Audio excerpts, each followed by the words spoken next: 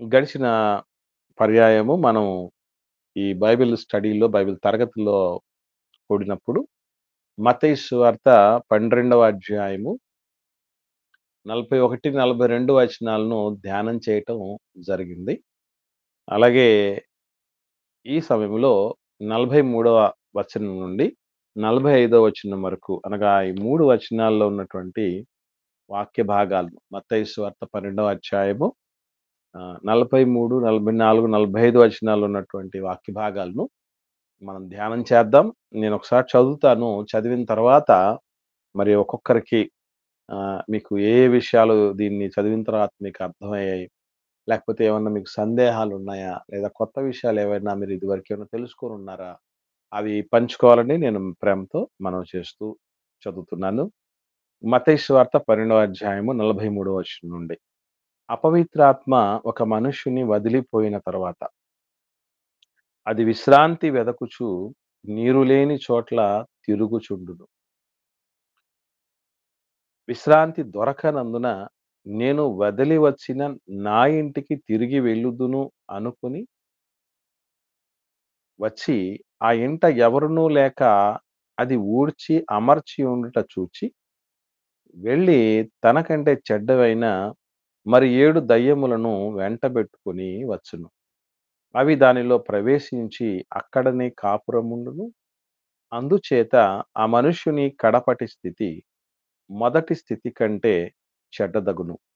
అలాగే ఈ దుష్టతరము వారికి సంభవించును అనెను. సో, యేసు ప్రభుల వారు ఈ ఆకాశము నుండి ఒక సూచక్రియలను మాకు కనిపరచు, పరలోకం నుండి ఒక సూచక్రియను మాకు కనబరచు అని శాస్త్రులు, పరిసయ్యులు అడిగినటువంటి ప్రశ్నకి ఆయన జవాబు చెబుతూ చాలా విషయాలు మనకి మన ముందు ఉంచటం జరిగింది. అదే సూచక్రియలను అనేటటువంటి విషయం ఎందుకనేది రుజువు కోసం అడుగుతారనేది మనం ఈ గత కాలంలో నేర్చుకున్నాం. అలాగుననే మరి యోనా గారిని గూర్చినటువంటి సూచక్రియనే ఎందుకు చెప్పాడు? అక్కడున్నటువంటి ఆ 3 దినాల వివరణలు గావచ్చు, యోనా గారికి యేసు ప్రభుకి ఉన్నటువంటి సామ్యాలు, భేదాల విషయం తెలియచ్చు. యోనా కంటే గొప్పవాడంటే అర్థం ఏంటన్నటువంటి విషయాలు. అలాగే సొలొమోను కంటే గొప్పవాడన్నటువంటి మాటలకు అర్థాలు. ఇవన్నీ చెప్పిన తర్వాత విమర్శ దినాలన వాళ్ళందరూ మీ మీద వచ్చి నేరస్థాపన చేస్తారు అన్నటువంటి విషయాలన్నిటి కూడా ఆలోచన చేశారు. ఇది ఆ పైన జరుగుతున్న సందర్భాలకి కొనసాగింపు మాటలు. అయితే మనం ఎలా వాటిని ఆకలింపు చేసుకోవాలి? ఎలా అర్థం జేసుకోవాలి? వాటిని ఎలా కొనసాగింపు మాటల క్రింద ట్రీట్ చేయగలగాలి? ఎలా ఆహ్, సింక్ అవుతాయి? పైనున్నటువంటి విషయాలకి యేసుప్రభు చెప్పిన ఈ ఉపమానానికి సింక్ అయ్యే విషయం ఎలా అవుతుందసలు? అసలు ఇదంతా చదివిన తర్వాత మనకు అపవిత్రాత్మల గురించి తెలియాల్సినటువంటి కొన్ని భయానకమైనటువంటి నిజాలుంటాయి. వాస్తవాలు. అవి తెలిస్తే నిజంగా సాతాను విషయంలో మనం ఎంత జాగ్రత్తగా ఉంటామో మనకు బాగా అర్థమవుతుంది. ఒకసారి ఇప్పుడు దాకా మనం చదివాం గదా! ఈ 3 వచనాల్లో. మీరు ఇదివరకే ఏం నేర్చుకొనున్నారు? లేదా ఇప్పుడు చదివిన తర్వాత మీకేమైనా సందేహాలొచ్చాయా? లేదు ఒక మంచి విషయం ఏమన్నా మీకు స్ట్రైక్ అయినటువంటి పరిస్థితి ఏమైనా ఉందా? ఒక్కసారి మీ మీకున్నటువంటి ఆ ప్రీవియస్ నాలెడ్జ్‌ని నేను తెలుసుకోవాలని ఆశపడుతున్నాను. తెలిసినటువంటి వాళ్ళు దయచేసి పంచుకోవాల్సిందిగా మనవి చేస్తున్నాను. త్వరగా,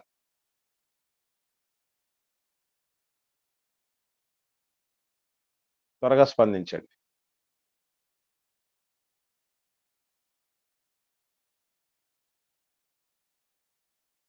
మాట్లాడండి దయచేసి.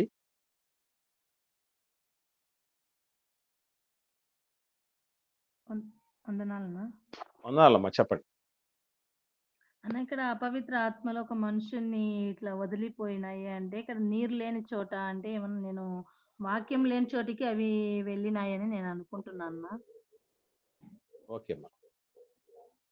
ఇంకా? వందనాలనా? వందనాలమ్మా చెప్పండి. మన హృదయంలో నుండి అపవిత్ర ఆత్మ వెళ్ళిపోయిన తర్వాత మరలా మనం దేవుణ్ణి చేర్చుకోక అలాగే ఉన్నప్పుడు ఎవరు లేని చోటు కాబట్టి మరలా అది ఇంకా చెడ్డవైన 7 దెయ్యములు వెంటబెట్టుకొని వచ్చిందని నాకు అర్థమవుతుందన్న. అక్కడే కాపురం ఉండును. దానిలోనే ప్రవేశిస్తుంది. మన హృదయంలోనే ఉంటుంది. ముందు స్థితి కంటే మరీ దారుణంగా తర్వాత స్థితి ఉంటుందని నాకు అర్థమైందన్న. ఓకే అమ్మా. రైట్. ఇంకా మిగతా వాళ్ళు సిస్టర్స్‌తో ఏకీభవిస్తున్నారా?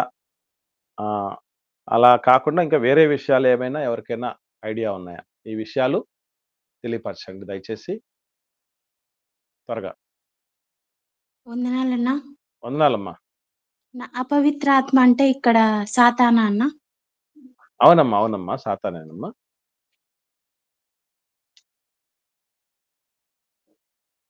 అంతే సాతానేనమ్మా. అండి. అపవిత్రాత్మ. ఓకే. ఇంకా ఎవరైనా మాట్లాడండి త్వరగా.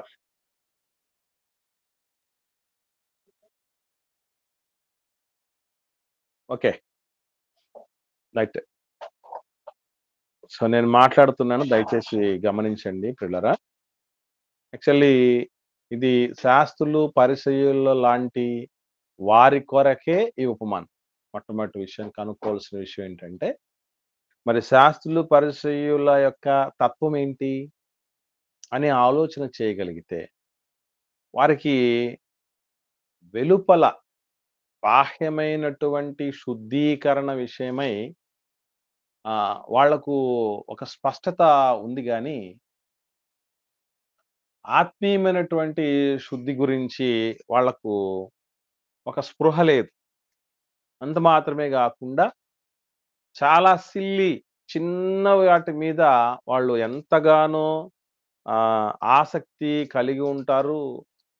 సీరియస్‌గా తీసుకుంటూ ఉంటారు గానీ, అసలైనటువంటి విషయాలని వాళ్ళు పట్టించుకోనటువంటి తత్వం. అదే అంటే వీళ్ళ విషయంలో ప్రభు మాట్లాడుతూ 23వ అధ్యాయంలో మనం ఇంతకుముందు చదివాం శాస్త్రుల పరిచయాల గురించి.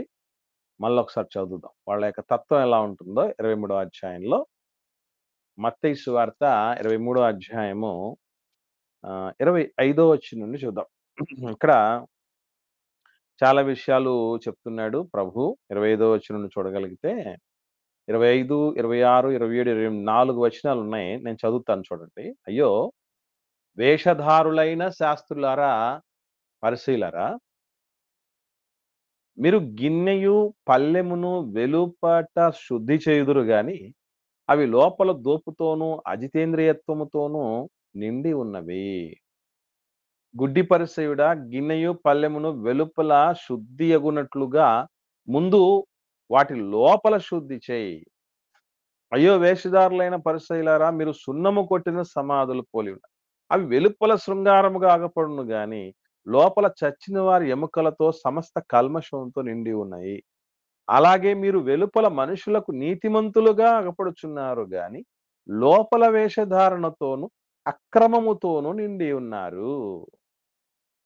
ప్రభు 2 రకాలైనటువంటి పోలికలు శాస్త్రుల పరిశీలన ఉద్దేశించి మాట్లాడుతున్నారు. అందులో మొట్టమొదటి పోలిక ఏమిటి అని అంటే గిన్నె పళ్ళెం వెలుపల శుద్ధి చేస్తున్నారట, లోపల శుద్ధి చేయట్లేదట. అట్లాగే సున్నము కొట్టిన సమాధుల్లాగా ఉన్నారు, బయట సింగారించబడి ఉన్నాయవి, లోపల మాత్రం భయంకరమైనటువంటి దుర్గంధంతో నిండి ఉన్నాయని 2 పోలికలు చెప్తూ, మీరు కూడా బయటికి మాత్రం మంచిగా, నీతిమంతులుగా, పరిశుద్ధులుగా, దేవుని ఎన్నిక కలిగినటువంటి వ్యక్తులుగా కనబడుతున్నారు గాని లోపల మీరు అంతా వేషధారణతో నిండి ఉన్నారు, అక్రమంతో నిండి ఉన్నారు అని ప్రభు పోల్చినటువంటి పోలిక. అంటే ఇక్కడ వీళ్ళ పరిస్థితి ఇంకా చెప్పాలంటే అది మొత్తానికి బయట శుద్ధీకరణ అనే దాని మీద చాలా మంది మనలో ఫోకస్ చేస్తారండి. నిజంగా ఎంత ఫోకస్ చేస్తారంటే, మీకు విషయం తెలుసో తెలీదో చాలా మంది నీళ్లు అందుబాటులో లేక కొన్ని నీటి కొరత వలన కొన్ని పరిస్థితుల్లో అది పరిశుద్ధ దినంలో అంటే ఆదివారం రోజునే స్నానం చేయటానికి కూడా నీళ్లు లేవు. స్నానం చేయటానికి కూడా నీళ్లు లేవు. అలాంటి టైంలో ఆరాధనకు వెళ్ళాలంటారా, వెళ్ళకూడదంటారా? స్నానం చేయలేదండి మనం. వెళ్ళాలి సార్. వెళ్ళాలి. కానీ చాలా మంది చేసే పని ఏంటంటే, అరే! స్నానం చేయకుండా చర్చికి ఎట్లా పోతావు? అలాగే మంచి బట్టలేసుకోకుండా సంఘానికి, దేవుడి సన్నిధికి ఎట్లా ఎళ్తావు? అంటే భౌతికమైనటువంటి ఈ పరిస్థితుల మీద చాలా మంది ఫోకస్ చేసి, లోపల నా పరిస్థితి ఏంటి? మన అంతరంగం ఏంటి? మన హృదయం పరిస్థితి ఎట్లా ఉంది? మన ఆలోచన విధానం ఎలా ఉంది? మన బ్రతుకులు ఎలా ఉన్నాయన్నటువంటి ఆలోచన జేయరట. చాలా మందిలో కనబడే లక్షణాలివి. సో, ఇటువంటి వాళ్ళు మరొక లక్షణం అంటే శాస్త్రులు, పరిసయ్యుల లాంటి వారి కొరకు ప్రభువు ఇస్తున్నటువంటి మరొక మాటేంటంటే, ఇదే మత్తయి సువార్తలో 23వ అధ్యాయము 23వ వచనంలో గూడా చూడగలిగితే, ఇక్కడ ప్రభు చెప్తున్న మాట. ఏమిటది? అయ్యో! మత్తయి సువార్త 23వ అధ్యాయం 23వ వచనంలో. అయ్యో! వేషధారులైన శాస్త్రులారా, పరిసయ్యులారా, మీరు పుదీనాలోను, సోపులోను, జీలకర్రలోను 10 వంతు చెల్లించి అంటే పుదీనా, సోపు, జీలకర్ర అవన్నీ చాలా చాలా చిన్న చిన్నవి గదండీ! చాలా చిన్నవవి. అంటే ఆకారం విషయంలో చూసినా అలాగే ఒక క్వాంటిటీ విషయంలో చూసినా, రేటు విషయంలో చూసినా చాలా చిన్నవవి. ఓ రూ. 10, రూ. 20 మహా అంటే ఒక రూ. 100 లోపు వచ్చేసేటివి. వాటిల్లో గూడా 10% ఇస్తున్నారట. మరి ఏం జేస్తున్నారు మరి? అంత చిన్నదాన్ని ఫోకస్ చేశారు బానే ఉంది. కానీ ధర్మశాస్త్రంలో ప్రధానమైన విషయాలను అనగా న్యాయాన్ని, కనికరాన్ని, విశ్వాసాన్ని విడిచిపెట్టారు. వాటిని మానక వీటిని చేయవలసి ఉండెను. అంటే ఆ చిన్న చిన్నవి చేస్తున్నారు బానే ఉంది. కానీ అసలుది చేయటం లేదే. కొసరైనటువంటి వాటి కోసం మీరు ఆలోచన కలిగి ఉన్నారు గానీ, వాస్తవంగా అవసరమైనటువంటి అత్యవసరకమైనటువంటి విషయాల మీద మీరు ఫోకస్ చేయట్లేదు అని ప్రభువు మాట్లాడుతూ నేరస్థాపన చేస్తున్నాడు. అంటే బయటకి బాగా ఉండేటటువంటి పరిస్థితి ఈరోజు బట్టలు వైట్ అండ్ వైట్ బట్టలేసుకున్నంత మాత్రం చేత అంతరంగాన్ని దేవుడు చూస్తాడు. మనుషులు లక్ష్య పెట్టొచ్చేమో గావచ్చు.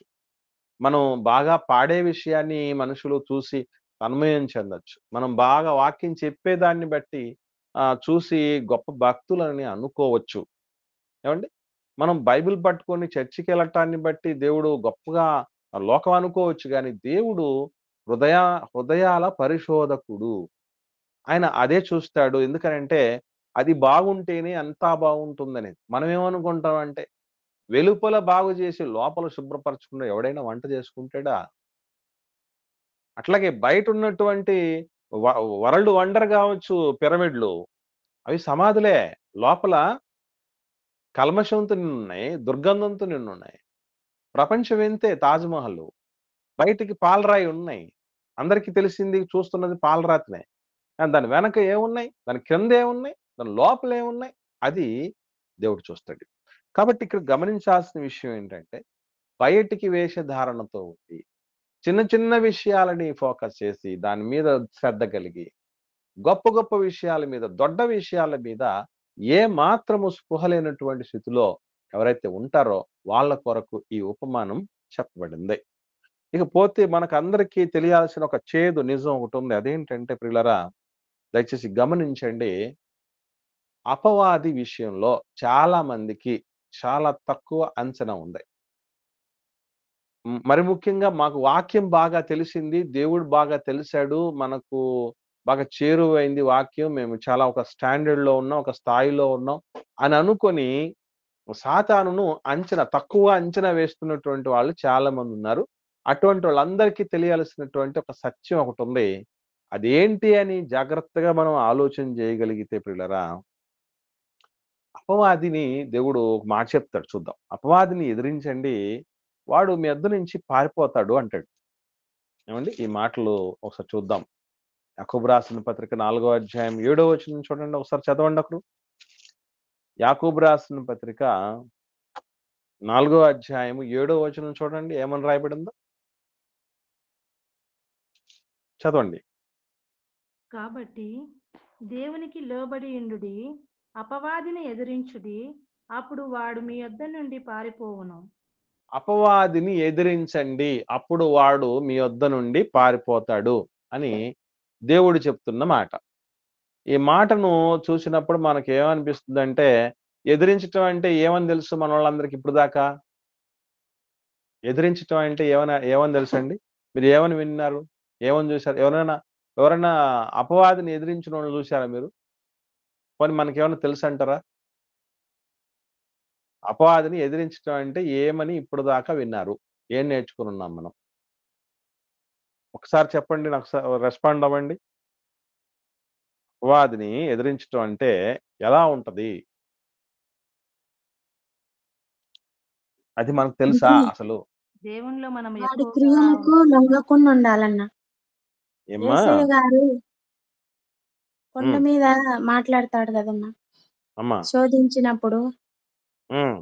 అట్లా మనం కూడా వాడు మన మీద ఎర్ర వేసినప్పుడు మనం లోబడకుండా వాడిని ఎదిరించాలని. ఓకే. వెరీ గుడ్ అమ్మా. ఇంకొకరు మాట్లాడుతున్నారు చెప్పండమ్మా. ఇంకా వాక్యంతో మన హృదయం నింపుకొని ఆ రీతిగానే మనము బ్రతికినట్లయితే ఆ అపవాది మన దగ్గరికి రాలేడు. వాక్యంతో మనము అపవాదిని జయించొచ్చు అని అనుకుంటున్నాను. ఓకే అమ్మా. రైట్. సో, ఇప్పటిదాకా మనకు అందిన విషయాలివి. ఇకపోతే మనం గుర్తుంచుకోవాల్సిన విషయం ఏంటంటే పిల్లరా, అపవాదిని ఎదిరించినప్పుడు వాడు పారిపోవటం అనేది శాశ్వతంగా జరుగుతదా? లేదంటే తాత్కాలికమా? అంటే అప్పటికప్పుడు కాసేపు వెళ్ళిపోయి మళ్ళీ మన మీద అటాక్‌లు మొదలుపెడతాడా? లేకపోతే ఒక్కసారి ఎదిరించేసిన తర్వాత జన్మలో రాడా మన దగ్గరికి? మళ్ళీ తాత్కాలికంగా. వస్తాడన్నా తాత్కాలికంగా వదిలిపెడతాడు. ఎలా చెప్తున్నారమ్మా మీరు? అంటే మనకేమని యేసయ్యను కొండ మీద శోధించినాక కొన్ని హ్మ్. రోజులు వదిలిపెట్టిపోయింది అని ఉంటది కదన్నా. వెరీ గుడ్ అమ్మా. సో, ఇక్కడ గమనించాల్సిన విషయం ఏంటంటే పిల్లరా, మనకి శోధనలనేవి ఒకసారి వచ్చిన తర్వాత వాటి నుంచి రిలాక్స్ అయ్యి, హమ్మయ్య! ఇంతటితో అయిపోయింది. మనం ఎప్పుడు గూడా ఒక పని లేదా ఒక సమస్య తీరిపోగానే, ఒక శోధన తీరిపోగానే ఊపిరి పీల్చుకుంటాం. ఇంకేం రావు అనుకుంటాం. ఇంక సమస్యలంటూ ఏం రావు. ఒకవేళ వచ్చినా ఇంతకంటే మించిన సమస్యలు రావని అనుకుంటాం. అది కేవలం మన భ్రమ. సాతానుడు ఎలాంటోడంటే ఒకసారి చూద్దాం మంచి మాట. సహోదరి పంచుకున్నటువంటి మాట లూకాసు సువార్త 4వ అధ్యాయము 13వ వచనం ఒకరు చదవండి. లూకాసు సువార్త 4వ అధ్యాయము 13వ వచనం ఒకరు చదవండి. అపవాది ప్రతి శోధనను ముగించి కొంతకాలము ఆయనను విడిచిపోయెను. ఎంతకాలం విడిచిపోయిందట అపవాది? కొంతకాలము. యేసు ప్రభువునే కొంతకాలం విడిచిపెట్టిపోతే మనల్ని అసలు వదిలే పరిస్థితే కాదు. చాలా మంది చెప్తూ ఉంటారు. నిన్ను వీడను నీడను నేనే అన్నట్టు చెప్తారు కదా! కాదు కాదు. నీడన్నా విడిచిపోద్దేమో గానీ దెయ్యం అసలు వదిలిపెట్టదు. దీనికి సంబంధించి లోకంలో సామెత ఉంది. మీరు ఎప్పుడన్నా విన్నారో లేదో తెలీదు గానీ, అదృష్టం ఒకసారి తలుపు తడితే, దురదృష్టం తలుపు తీసేంత వరకు తడతనే ఉంటదట. విన్నారా? అదృష్టం ఒకసారే తలుపు తడతది. కానీ దురదృష్టం తలుపు తీసేంత వరకు తడతదట. దయ్యంగాడు గూడా ఎలాగుంటాడంటే, ఎక్కడ ఒక దాంట్లో ఒక విషయంలో పడకపోతే నెక్స్ట్ వేరే యాంగిల్ చూస్తాడు వాడు. వేరే పద్ధతులు, వేరే విషయాల మీద చూస్తాడు. అలా మొత్తానికి ఇప్పుడు ఎట్లాగైతే ఇప్పుడు ఎప్పుడన్నా చేపలు పట్టేవాళ్ళు చూడండి చాలా ఓపిక ఉంటదండి. ఈ వైపు పడకపోతే ఇంకొక వైపు ఏస్తాడు. ఒక టైంలో కాకపోతే ఇంకొక టైంలో ఏస్తాడు. ఒక్కొక్క డిఫరెంట్ లోతుల్లో వేస్తాడు. డిఫరెంట్ యాంగిల్స్‌లో ఏస్తాడు. ఒకసారి వలేస్తాడు. ఒకసారి గాలం ఏస్తాడు. ఒక్కోసారి రకరకాలైనటువంటి పద్ధతులు అవలంబిస్తాడు. ఇ అంటే చేప పడేంత వరకు వాడు మెథడ్స్ మారుస్తాడు. బుట్టలో పడ్డానికి లేదా వలలో పడ్డానికి ఉన్న పద్ధతులు మార్చేస్తాడు. అట్లాగే దయ్యం గూడా ఏం జేస్తాడంటే, ఇప్పుడు మనం డబ్బు దగ్గర పడట్లా. డబ్బుకు సంబంధించి ఎంత ప్రయత్నం జేస్తున్నా కుదరట్లా. వాడు దాన్ని వదిలేస్తాడు. అదొక్కటి వదిలేస్తే ఇంక లేవా? లోకంలో ఎన్నో ఉన్నాయి. స్త్రీని ఎర్ర చూపించే పరిస్థితులు పురుషుడికి వేస్తాడు. పురుషుడిని ఎర్ర చూపించేటువంటి పరిస్థితులు స్త్రీలకు ఏర్పాటు చేస్తాడు. ఇక్కడ గూడా మనం పర్ఫెక్ట్‌గా ఉన్నాం. అప్పుడేనా వదిలేస్తాడా? అంటే మరి కొన్ని చోట్ల మనకు ఘనతను లేదా ఒక హోదాను, ఒక స్థాయిని, ఒక కీర్తి ప్రతిష్టలను ఎరగా వేయటం అనేది జరుగుతది. సో ఇలా రకరకాలుగా ఒకటి కాదు.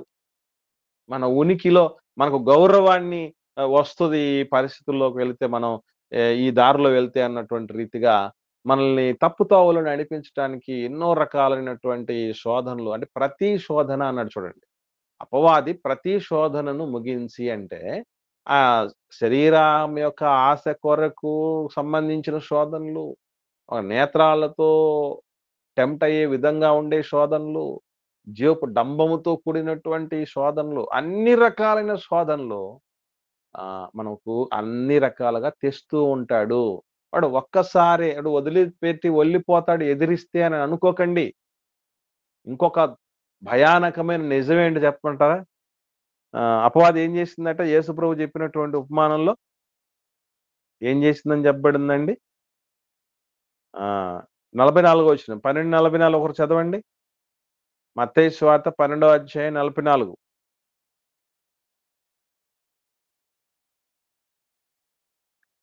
త్వరగా. విశ్రాంతి దొరకనందున నేను వదిలి వచ్చిన నా ఇంటికి తిరిగి వెళ్ళేదననుకుని వచ్చి ఆ ఇంట ఎవరునో లేక అది ఊడ్చి అమర్చి ఉండుట చూచి వెళ్ళి తనకంటే చెడ్డవైన మరి 7 దెయ్యములను వెంట పెట్టుకొని వచ్చాను. ఇక్కడ మీరు అవి బాగా దానిలో గమనించండి. చాలమ్మా చాలు నాన్న. ఇక్కడ మనం గమనించాల్సిన విషయం ఏంటంటే ఒక్కసారి సాతానుడు ఓ మనిషిని వదిలిపెడితే వాడు ఆ వ్యక్తిని అంత సులభంగా వదిలిపెట్టడు. మళ్ళీ చెప్తున్నా. ఒకడిని ఒక విషయంలో శోధించేశాడు. శోధించేసి పూర్తిగా నిర్వీర్యం చేశాడు. పూర్తిగా నిస్సత్తు చేశాడు. నిస్సారం చేశాడు. వదిలిపెట్టి వెళ్ళిపోయాడు. మళ్ళీ వస్తాడు. అంటే వదిలిపెట్టి వెళ్ళినటువంటి ఇల్లును అంత సులభంగా మరిచేవాడు గాదు. అంటే మనల్ని గూడా ఏవో ఒక రకాలైన వ్యసనాలకు బానిస చేసి దాంట్లో నుంచి మనం ఇంక బయటికి రాలేము అనుకున్నప్పుడు వెళ్ళిపోతాడు. ఏదో దేవుడి కృప వల్ల రక్షణ పొందుకొని మనం ప్రార్థనా జీవితాన్ని కలిగి ఉండి, భక్తి జీవితాన్ని కలిగి ఉండి, సంఘ జీవనాన్ని కలిగి ఉండి, ఇదిగో అనుదినం ఇలాంటి సువార్తలు లాంటి ఆన్‌లైన్ సువార్తల్లో అందుబాటులో ఉంటూ, సహవాసంలో ఉంటూ, ఎన్నో రకాలుగా జాగ్రత్త వహించి వాటిలో నుంచి బయటపడిన పరిస్థితుల్లో ఉన్నప్పుడు గూడా మళ్ళీ వస్తాడు. అందుకే మీరు బాగా గమనించండి. వ్యభిచార కోపములో ఉండి బయటొచ్చిన వాళ్ళు కొద్ది కాలానికి మళ్ళీ ఏమైపోతారు? అందులోనికి వెళ్ళిపోతారు.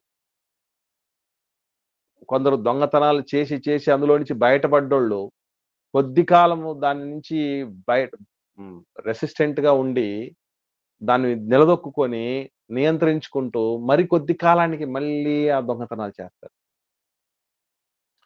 ఈ గత కాలంలో వద్దు అని అసహించుకొని వదిలిపెట్టిన పాపాలకు మళ్ళీ తెగబడతారు. మద్యాన్ని మానేసి ఉంటారు. మళ్ళీ భయంకరంగా వాటికి అడిక్ట్ అయిపోతారు. సిగరెట్లు మానేసి ఉంటారు. భయంకరంగా అడిక్ట్ అయిపోయి ఉంటారు. ఇలా ఎన్నో రకాలుగా డబ్బు పిచ్చి మానేసి ఉంటారు. మళ్ళీ అదే దేవుణ్ణి అడ్డం పెట్టుకొని డబ్బు సంపాదించాలన్నటువంటి ఆలోచనతో భయంకరమైనటువంటి పనులకు తెరదీసినటువంటి పరిస్థితులు చూస్తాం. అంటే తాను విడిచి వచ్చిన ఇల్లును దయ్యం అంత తొందరగా వదిలిపెట్టదు. దయ్యాన్ని ఎంత సింపుల్‌గా లెక్కేస్తారో ఒక విషయం చెప్తాను మీకు. ఏవండీ పల్లెటూర్లలో కొన్ని ఏరియాల్లో ఇప్పటికీ ఇంటి తలుపు మీద ఒక విషయం రాస్తారు. ఏమన్నా తెలుసా? ఓ స్త్రీ రేపురా అని. అంటే దెయ్యమట తలుపు పైన రాసినటువంటి ఓ స్త్రీ రేపు రా అనే దాన్ని చదువుకొని బుద్ధిగా ఓకే రేపు రమ్మన్నారు గదా అని వెళ్ళిపోద్దట. దెయ్యానికి ఎంత డిసిప్లిన్ అసలు నిజంగా. అలాగని ఇప్పుడు దెయ్యాలన్నీ చదువొచ్చిన దెయ్యాలుంటాయా? తెలుగు భాష వచ్చిన దెయ్యాలుంటాయి. పోనీ దెయ్యాలుగా మారినోళ్ళందరూ గూడా ఆడోళ్ళే ఉంటారా? ఏమనుకుంటున్నారు అసలు? ఇప్పుడు మహిళా సంఘాలు ఏమన్నా ధర్నాలు చేస్తే లేదంటే ఏదన్నా విప్లవాన్ని రేకెత్తిస్తే వాళ్ళు ఏదన్నా అపోజ్ చేయాలంటే ఏం చేయాలి? సీరియళ్లలో, సినిమాలలో ఆడోళ్ళను విలన్లుగా చూపిస్తున్న పరిస్థితుల మీద వాళ్ళు పోరాటం చేయాలి. లేదంటే ఇక్కడ దెయ్యాలు అన్నీ గూడా ఏ రోజైనా ఎవరన్నా మాట్లాడేటప్పుడు దెయ్యం వెంట్రుకలు విరబోసుకుందని చెప్తారు తప్ప మంచి క్రాఫ్‌లో ఉన్నాడు, మీసాలు ఇంత పెద్ద మీసాలున్నాయి, పెద్ద గడ్డం ఉందని మగ దెయ్యం అని ఎవరు చెప్పరే? గజ్జెలేసుకొని ఉంటారంటారు. అంతా మ్యాచింగ్ మల్లెపూలు, తెల్ల జాకెట్టు, తెల్ల చీర, తెల్ల గజ్జెలేసుకొని ఉందని చెప్పడం అని మొత్తం ఆడోళ్ళే దెయ్యాలని చెప్తారేటి? అంటే దెయ్యం గురించి అంత సింప్లిఫైడ్‌గా అనుకుంటున్నారు. అని వాడు ఇలాంటోడు గాదు. సర్వలోక మోసగాడు అని దేవుడు చెప్పాడు. సో, వదిలి వచ్చినటువంటి వీటిని అంత సులభంగా వాడు వదిలిపెట్టడు. మళ్ళీ మళ్ళీ రావడానికి అవకాశం ఉంది. వచ్చాడు గూడా. వచ్చాడు కూడా. వచ్చే సమయానికి ఎట్లా ఉందట ఇల్లంతా అంటే, చాలా బాగా ఊడ్చేసుందట. మంచిది. క్లీన్‌గా ఉంది. క్లీన్‌గా ఉంది. క్లీన్‌గా ఉంది. ప్లస్ దాంట్లో ఎవరు లేరట. అంటే దేవుడికైనా, దయ్యానికైనా నివాస స్థలము మన దేహమే. మరొకండి. ఎప్పుడైనా మీరు గమనించారో లేదో, గెరాసేనీల దేశంలో ఈ అపవిత్రాత్మ పట్టినటువంటి వ్యక్తిని ఆవహించినటువంటి దెయ్యాలు, సేన అనే దెయ్యాలు గుంపు ఉంది గదా! ఆ గుంపు ఇదిగో ఆ పందుల్లోనికెళ్తామని అన్నప్పుడు, సరే వెళ్ళండి అనంటే పందులేమైపోయాయంటే వెలవెల్లాడి చచ్చిపోయాయి. ఎందుకలా చచ్చిపోయాయో తెలుసా అండి? అపవిత్రాత్మలు ఉండడానికి అనువైన చోటు ఈ భూమి మీద ఏ జంతువులు గాదు, ఏ పక్షులు గాదు. ఒక్క మానవ దేహం మాత్రమే. ఎన్ని దెయ్యాలను అయినా సరే ఇముడ్చుకోగలిగిన శక్తి ఈ దేహంలో దేవుడు పెట్టాడు. అంటే మనం దేవుడినైనా, దెయ్యాలనైనా ఆహ్వానించుకోవచ్చు. ఎప్పుడైతే మనం ఊడ్చేసాం బావుంది. దెయ్యం వెళ్ళిపోయింది. అంతా ఊడ్చేసాం. క్లియర్‌గా ఉంది. క్లీన్‌గా ఉంది. మరి ఉండినప్పుడు వెంటనే ఏం చేయాలి? దేవుని కార్యక్రమాలతో, దేవుని సేవతో, పరిచర్యలతో, అన్నింటితో కార్యాలతో నింపుకొని వెళుతూ ఉండాలి. ఈ దేహం నిండా పని పెట్టుకోవాలి. ఎప్పుడైతే మనం రిలాక్స్ అవుతామో, ఎప్పుడైతే ఖాళీ దేవుడికి ఏమి చోటు లేకుండా ఉందంటే, దెయ్యం వచ్చి ఆక్రమించుకుంటాడు. అలా ఆక్రమించుకోవటం గూడా ఎలా ఉంటదంటే, ఒక్కడినే గాదు ఈ క్లీన్లీనెస్ చూసిన తర్వాత అంటే ముందు ఎటు పడితే అటు మీరు చూడండి కొన్ని కొన్ని ప్రదేశాల్లో మనం ఇల్లు కట్టాలనుకోనో, లేకపోతే ఒక నివాసం ఉండాలనుకోని వచ్చినప్పుడు, అవి ఎటు పడితే అటు ఉన్నప్పుడు, దుర్గంధంగా ఉన్నప్పుడు, లేదా చెత్తా చెదారంతో ఉన్నప్పుడు, బలురక్క చెట్లు లాంటివి పెరిగినప్పుడు చూసినప్పుడు అది చాలా చిన్న ప్రదేశంలాగా అనిపిస్తది. కానీ దాన్నంతా ఎప్పుడైతే చదును జేసి, మొత్తం అంతా క్లీన్ జేసి పెడతామో, ఒరేయ్! చాలా పెద్ద ప్రదేశమే. చాలా బావుందే. నేను ఎంతో చిన్నదనుకున్నాం అనుకుంటాం. దెయ్యానికి గూడా అలా అనిపిచ్చింది. అంటే ఈ దేహంలో మనకు దేవుడు లేకపోతే, దేవుడు లేకుండా మనం చాలా క్లీన్‌గా పెట్టుకుంటే ఏం జేస్తాడంటే, ఎప్పుడైనా గుర్తుపెట్టుకోండి. మానవ దేహానికి టూలెట్ బోర్డ్ ఉండకూడదు. మానవ దేహానికి టూలెట్ బోర్డ్ ఉండకూడదండి. ఎందుకనంటే ప్రపంచంలో చాలా రకాలైనటువంటి వాటికి టూలెట్ బోర్డ్‌లు చాలా సంవత్సరాల తరబడి ఉండొచ్చు. కానీ ఎప్పుడైనా సరే టూలెట్ బోర్డ్ అనేది దేహంలో ఉంటే వెంటనే వచ్చి తీసుకొని పోయేటటువంటి వ్యక్తి, దురాక్రమణ చేసుకొని, ఆక్రమించుకునే వ్యక్తి ఎవరన్నా ఉన్నాడంటే వాడు దెయ్యమే. తనకంటే చెడ్డవైనటువంటి మరి 7 దెయ్యాలను తెచ్చుకొని ఉన్నాడంటే, అసలు ఒక దెయ్యం ఉన్నప్పుడే వాడి కథ, సంగతి చాలా ఇబ్బందికరమైంది. మరి అటువంటిది ఇంతకంటే చెడ్డమైన 7 దెయ్యాలను తెచ్చుకుంటే వాడి పరిస్థితి ఏంటి? అందుకే ప్రభువు అన్నాడు. వాడి కడపటి స్థితి మొదటి స్థితి కంటే మరీ చెడ్డదగును. అంటే రక్షణ పొందకుండా ఉన్నటువంటి రోజుల్లో వాళ్ళు కొంచెమే పాపంలో ఉన్నాడు. కొంచెమే దుర్మార్గంలో ఉన్నాడు. కానీ ఎప్పుడైతే రక్షణ పొందిన తర్వాత దేవుడు వద్దనుకొని, భక్తి వద్దనుకొని, ఒక విసుగు చెంది ఎవరినో కారణాలను బట్టి కొంతమంది మనం చూస్తూ ఉంటాం. ప్రారంభంలో చాలా చక్కగా దేవుళ్ళలోకి వచ్చేస్తూ ఉంటారు. ఏదో కార్యక్రమాలు ఇన్వాల్వ్ అవుతూ ఉంటారు. ఇవ్వడంలో వాళ్ళే ముందుంటారు. చేయడంలో వాళ్ళే ముందుంటారు. పాడడంలో వాళ్ళే ముందుంటారు. ప్రార్థించడంలో వాళ్ళే ముందుంటారు. కష్టపడటంలో వాళ్ళే ముందుంటారు. ఆ స్థితిలో నుంచి ఏవో కొన్ని కారణాలను బట్టి మా సంఘంలో విశ్వాసులు మంచోళ్ళు కాదనో, లేకపోతే వాళ్ళకి ప్రేమ లేదనో, వీళ్ళకి అభిమానం లేదనో, వాళ్ళకి ఆప్యాయత లేదనో, మా కాపరి మంచోడు కాదనో, లేదా పట్టించుకోడనో, రకరకాల కారణాలు, డబ్బు పిచ్చోడనో, లేదా మద పిచ్చోళ్ళనో, ఈ రకరకాలైనటువంటి కారణాలు, అది నిజం ఉండొచ్చు, ఉండకపోవచ్చు. ఏవో కొన్ని సాకులు, కారణాలు చూపించి, అసలు సంఘం అంటే ఏంటనుకుంటున్నారు? మనం పనిచేసే ప్రదేశం అండి బాబు. మనం ఉద్యోగం చేసే ప్లేస్ అది. ఆ ప్లేస్‌లో మనం ఈరోజు నేను ఒక చోట పని చేస్తున్నాను. ఆ చోట అందరూ మంచోళ్ళు ఉండాలని ఏమైనా రూల్ ఉందా? మనం వచ్చి మన పనేదో చేసుకొని పోతే మనకు మన జీతం వస్తది. వాడెవడో చెడిపోతే, ఆ చెడిపోయిన వాడికి దేవుడు గూడా ఇచ్చే జీతము, ఇచ్చే పనిష్మెంట్ వాళ్ళ కోసం ఉంది. వాళ్ళు బాగలేదని, వాళ్ళే బాగలేరని జెప్పేసి రిజైన్ చేసొస్తావా ఉద్యోగానికి? వాళ్ళకి బాగలేదని ఉన్న ఉద్యోగాన్ని పోగొట్టుకొనొస్తావా? ఏవండీ మా ఆఫీస్‌లో అందరూ తాగుబోతోళ్ళేనండి. వాళ్ళు తాగుబోతులైతే మనకెందుకు? మనం తాగుబోతోళ్ళం గాకుండా చూసుకోవచ్చు గదా! మన పనేదో మనం చేసుకొని రావచ్చు గదా! అదే ఆలోచన చేయట్లా చాలా మంది. మామూలుగా ఇంటెన్షనల్‌గా దేవుడు వద్దనుకుంటారోళ్ళు. ఈళ్ళు ఎప్పుడైనా కూడా చూడు ఎవడో కొన్ని సాకులు జెప్పి భక్తి జీవితానికి స్వస్తి పలకటం గాని, సహవాసానికి, సంఘ జీవనానికి దూరంగా ఉండాలనుకున్నోళ్ళు నేను మంచోడినని జెప్పించుకోవడానికి, తప్పు తేడా దేవుని పిల్లల్లోనే ఉంది, అటువైపు నుంచే ఉందని చెప్పటానికి, ఇలాంటివన్నీ సాకులు జెప్తూ ఉంటారు. ఈ వాస్తవాలు కాదు ప్రియులారా గుర్తుపెట్టుకోండి.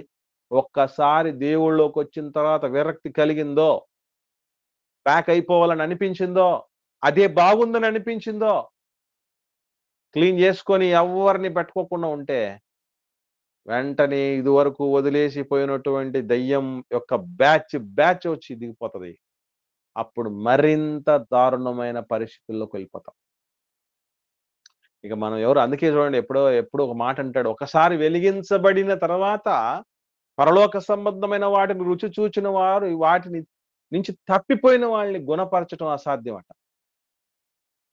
ఎప్పుడన్నా బాగా దేవునిలో ఉండి, బాగా దేవుడి వాక్యం చెప్పి, మంచి విషయాలు చెప్పేసి, చక్కగా ఒక స్థాయిలో ఉండి ఎంతో మందిని దేవుడి వైపు నడిపించినటువంటి వ్యక్తులు ఒక్కసారిగా భక్తిలో జీరోకొచ్చేస్తారు. అటువంటోళ్ళకి ఎవరు పోయి చెప్పినా ఏమంటారంటే, "ఒరేయ్! నువ్వు చెడ్డీలేసుకున్నప్పటి నుంచి నాకు వాక్యం తెలుసంట." వినరు. నువ్వు పుట్టలేదేమో. నేను భక్తి చేయటానికి నేను చర్చికి పోవడం మొదలుపెట్టినప్పుడు, నేను బైబిల్ చదవటం మొదలుపెట్టినప్పుడు, నేను ప్రార్థన చేయటం మొదలుపెట్టినప్పుడు, నువ్వు ఇంకా పుట్టలేదేమోరా! నా అనుభవం అంత లేదు నీ వయసు. నువ్వు నాకు చెప్పొస్తావా? నాకది తెలుసంటాడు. ఏదైనా చెప్పనివ్వండి. నాకది తెలుసంటాడు. అందుకే మర్చిపోకండి ప్రియులారా. ఎప్పుడైనా మనకు, ఎక్కడైనా మనకు విసుగు కలగచ్చేమో గానీ, భక్తి జీవితంలో విసుగు కలిగిందో 100% మన పాటు మామూలుగా ఉండదు. మన పాటు మామూలుగా ఉండదు. అందుకే నేను చాలా మందికి చెప్తూ ఉంటాను. బలహీనపడిపోతూ ఉంటారు. వెనకబడిపోతూ ఉంటారు. ముందుకు రాలేకపోతూ ఉంటారు. మునుపున్నటువంటి ప్రేమను మరచి ఉన్నటువంటి పరిస్థితుల్లో ఉంటారు. ముందున్న ఆసక్తిని కోల్పోయినటువంటి వాళ్ళు ఉంటారు. అది ఉన్నా గూడా జ్ఞానానుసారమైన ఆసక్తి లేని పరిస్థితుల్లో ఉన్నవాళ్ళుంటారు. రకరకాలుగా బలహీన స్థితిలోనికి భక్తి జీవితంలో ఎళ్ళిపోతారు. వాళ్ళని మళ్ళా మనం గుణపరచటం అనేది జరగదు. ఎందుకంటే మరీ చెడ్డదైపోద్ది కడపటి స్థితి. మరీ ఇబ్బందవుద్ది. ముందుకు తెలిసి తెలియని పరిస్థితుల్లో ఉన్నా గూడా ఎవరన్నా చెప్తూ ఉంటే ఆలోచనన్నా చేసేవాళ్ళ పరిస్థితులు ఉండొచ్చు. అరే! అవును నిజమే గావోలు అన్నటువంటి దీని గురించి మనం థింక్ చేయాలబ్బా! అంత ఈజీగా వదిలిపెట్టకూడదనే పరిస్థితులు ప్రారంభంలో ఉండొచ్చు. కానీ అన్నీ తెలిసిన తర్వాత తప్పైనప్పుడు ఎవడు చెప్పినా వినం. ఎవ్వరు చెప్పినా వినం. అందుకే దేవుడు ప్రభువుల వారు మాట్లాడుతూ చెప్పినటువంటి ఈ విషయం ఎంత దారుణమైందంటే, ఇశ్రాయేలు సమాజం లేదా యూద సమాజం అంతా గూడా ఒక దేవుని ఇల్లుగా మనం భావించగలిగితే, ఆ దేవుని ఇల్లు పరిస్థితి ఎట్లా ఉంది అనంటే, వాళ్ళు వ్యాపారపు టిల్లుగా చేసేసుకున్నారు. ఈ దేహం ఉన్నది వ్యాపారాలు చేసి డబ్బులు సంపాదించుకోవడానికి అనుకుంటారు. దొంగల గుహగా మారిపోయిందంటే దొంగలుగా దేవుడికి ఇవ్వాల్సిన సమయం ఇవ్వకపోతే దొంగలు గాదా మనం? దేవుడి మహిమ కోసం కాకుండా మన మహిమ కోసం ప్రాకులాడితే మనం దొంగలం గాదా? దేవుడికి రావాల్సిన ఘనతను తీసుకొని మనం ఆపాదించుకుంటే మనం దొంగలం గాదా?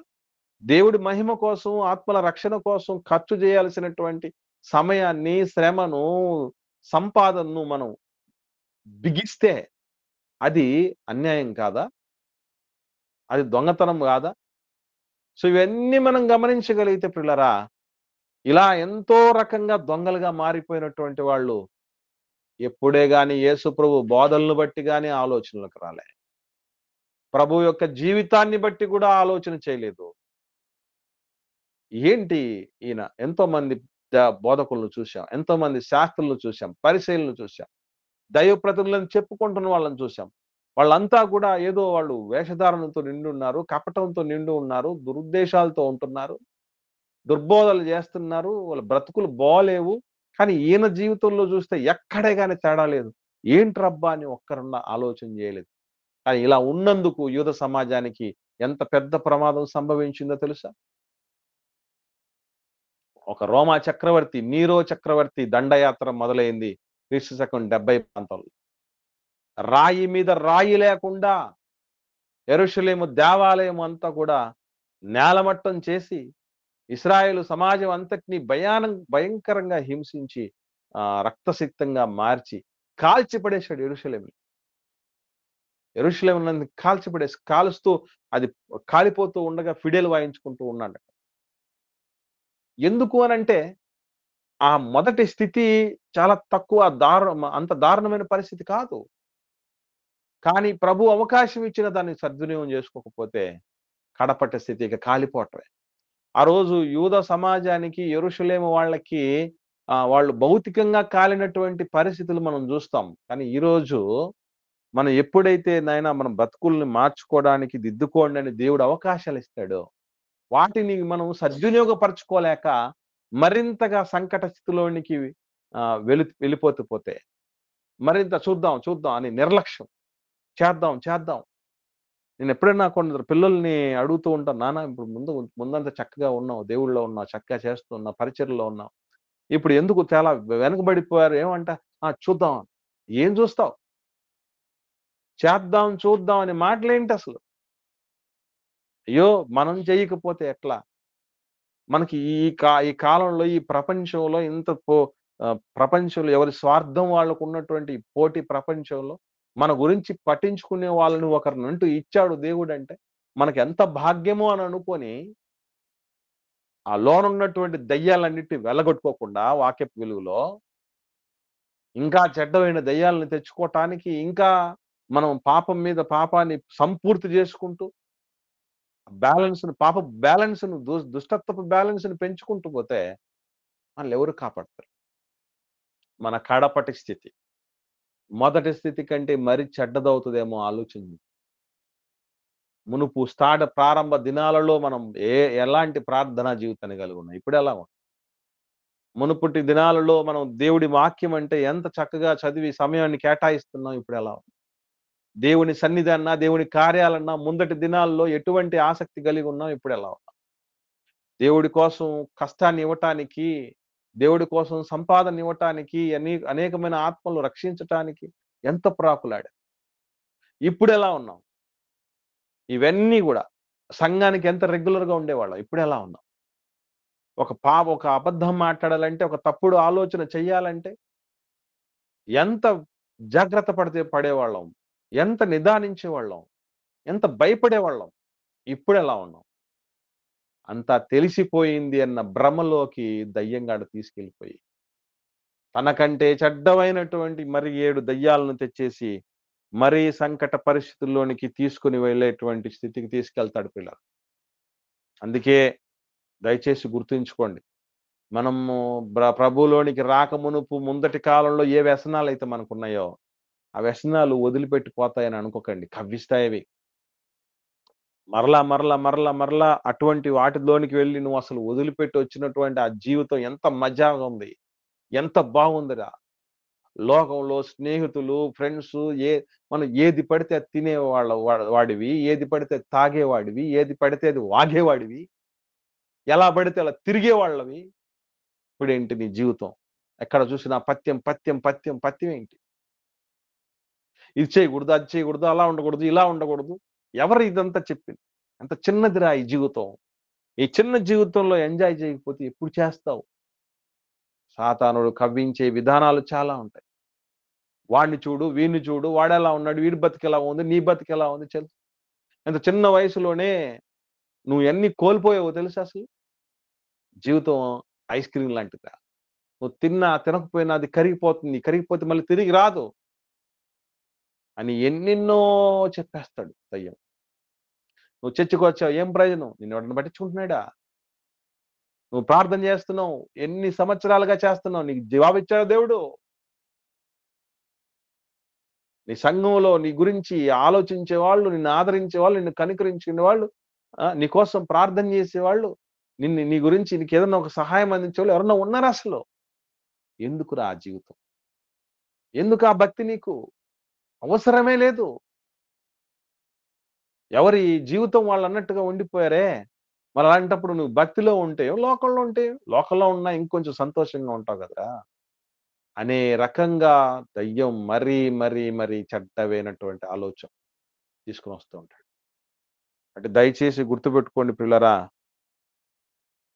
యూదుల మొదటి స్థితి కంటే యేసు ప్రభు వచ్చిన తొలినాళ్ళలో ఆయన బోధ చేస్తున్న స్థితిలో వాళ్ళు మారిపోయి ఉంటే ఎంత బాగుండేది. కానీ యెరూషలేమును తగలబెట్టేటటువంటి పరిస్థితి వరకు తెచ్చేసుకున్నారు. దారుణమైనటువంటి స్థితిలో వాళ్ళు హింసల పాలైనటువంటి పరిస్థితి.